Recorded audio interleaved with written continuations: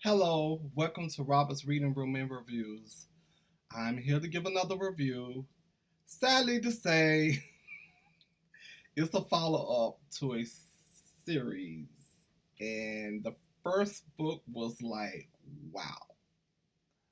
This book, this book two, I give it 2 stars. I've already posted my review on Amazon. I will get into why I didn't like it. It was a follow up to book one, and I am talking about no other than author Carter J. Banks, The Man Behind the Man. 2. Book 1, well written, drama, suspense, never a dull moment. This book, the same old thing over and over and over. The main characters in this book is Drake.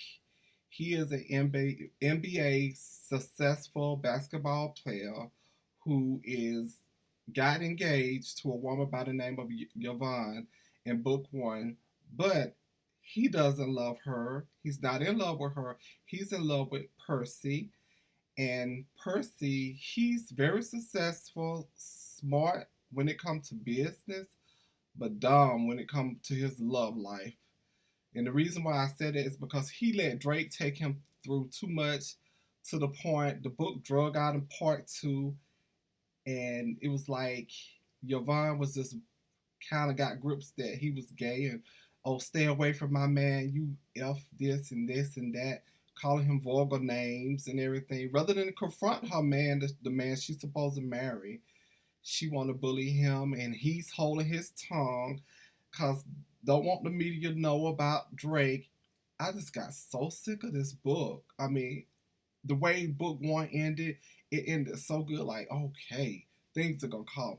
He Percy gonna step up and tell Yolanda that Drake don't love you. He in love with me. It never happened. Never happened at all. And then you had Drake, who had two men on the side who really wanted to be with him. You had Charles, who him and Charles had something going on before he even met Drake. Charles was really in love with him. Charles was very successful, had got a promotion in his company. He was in lived in Chicago, yes, Chicago, and he had 3 places he could have, he in his promotion he could have transferred to live with his job. Detroit was one, New York, and I think Dallas was the other. Drake and all of them live in Detroit, and Percy also too. So he was willing to move to, get in a real relationship with Percy. Percy was just, playing him and basically seeing this other guy by the name of Rico. And Rico, he was like into catering. He was a former military guy. He was nice. I liked him. Just stringing them along and all upset over Drake. And I know love hurts. Sometimes we've all fallen in love and been hurt and everything. But, ooh, that song "Everybody Plays the Fool" sometime. I don't think I played it like this character person in this book, because he was definitely a big, big, big, big fool. I do want to say that.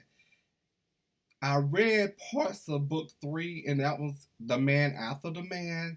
It's in this book also too, a little snippet he put in the back of the end of this book, and I'm not impressed. I'm just gonna say I'm not impressed at all.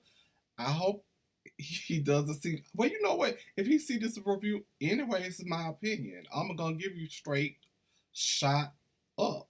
It's my opinion. I know he lives here in Atlanta.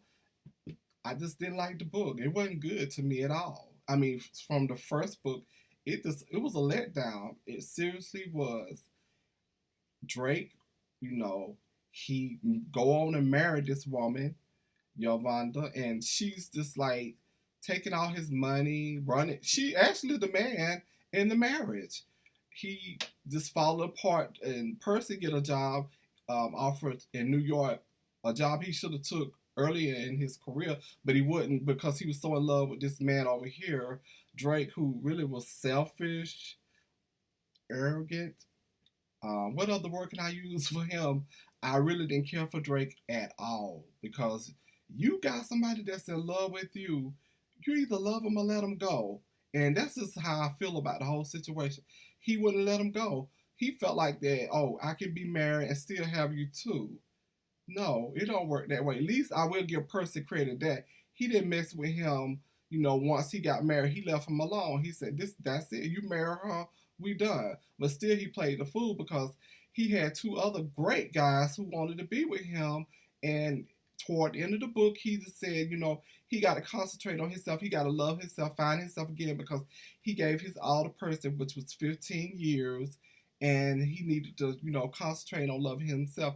I kind of respect him for that, but I kind of don't because he knew that from the beginning he should have never gotten involved with Charles and Rico. He should have just been straight up with them from the get go, and he wasn't. I just want to say that I wish the book was, every book can't be good. There's no need of sugarcoating it. I was let down thoroughly. Like I said, I did my um, review on Amazon. As soon as I got through finished this book Wednesday, I did my interview, and I gave it 2 stars because it just wasn't because it had a couple of typos. Well, book one was perfectly written. This book had typos. Like I found like several typos through the book, and it was like it was a rush. I don't know who his editor is, but they didn't edit it right either. I just want to say have a great weekend. I want to give a shout out to those who's here for the AAMBC Literary Awards this weekend. I hope you guys have a safe and have a happy, wonderful time at the awards show. I wish I could have been attended this year, but oh well, I went 2 years ago. Maybe next year. I just want to say have a great weekend. I look forward to doing my next book review. And so long. And again, I will say, if you're interested, it's called The Man Behind the Man 2. I can't love you no more.